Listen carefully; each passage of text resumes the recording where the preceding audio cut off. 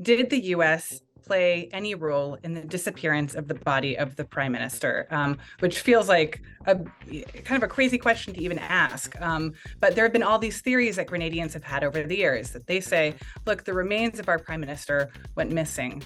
We were never able to give him a proper burial or funeral or to kind of respect his legacy in the way that we wanted to, and that we think the US had something to do with that. I'm Jessica Washington, and this is the 411.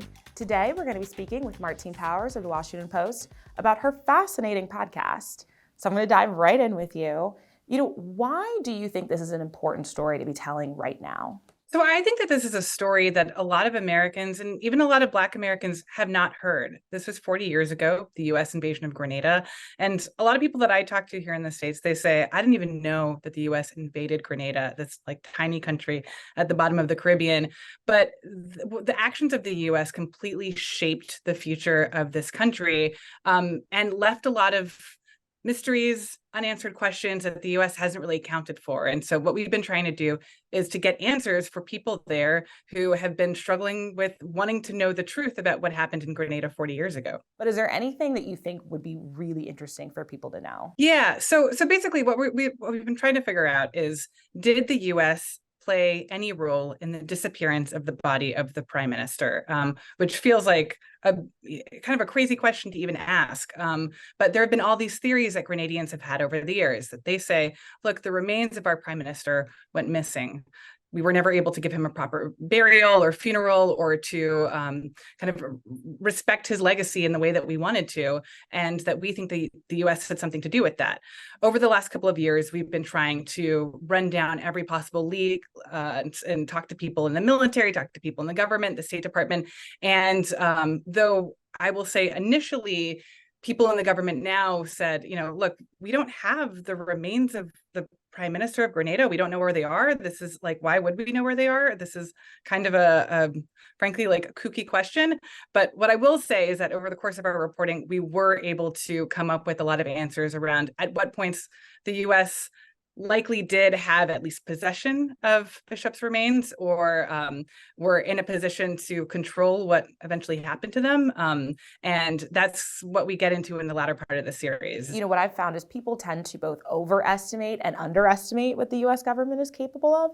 I'm curious, are there any other US interventions or anything that popped up over the course of your reporting that you think is worth mentioning that felt similar?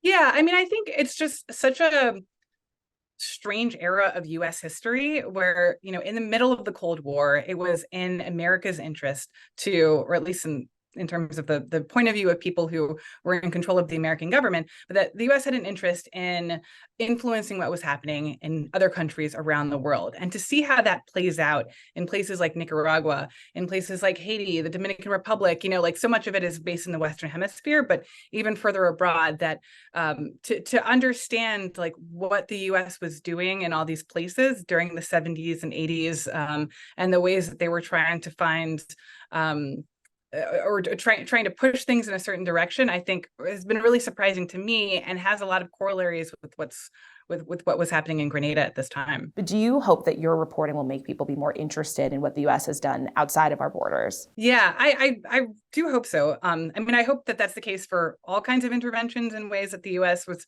involved in other countries, but I specifically hope that that's the case for Grenada. I mean, you have so many West Indians who live in the US, so many Black Americans whose roots are from this part of the Caribbean, from Grenada, Barbados, Trinidad, Jamaica, and I think a lot of young people aren't asking their families about that legacy of like, oh, do you remember Maurice Bishop? And most likely they'll say, yeah, like maybe we don't talk about him a lot now, but Maurice Bishop was not only inspiring to people in Grenada and not only inspiring to people in the Caribbean, but inspiring to Black Americans too, that he was sort of held up as this example of this is what it looks like for a small Black, frankly, poor country to conduct itself in a way that is full of confidence and like, yeah, we can call out the US. We don't need to have the US on our side. We can go around the world and like make friends with who we want to make friends with, to like find our own allies, to find our own path forward in the way that we think works for us.